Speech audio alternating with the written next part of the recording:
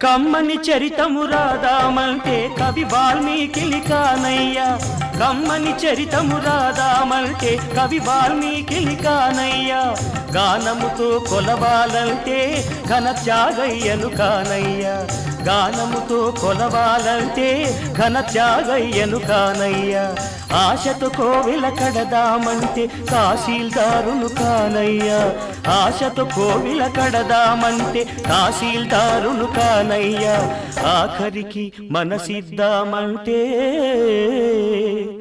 అది ఏనాడో నీదయ్యా. ఏమయ్యా ఏమయ్యా ఓ రామయ్యా, ఎలా సేవించాలయ్యా,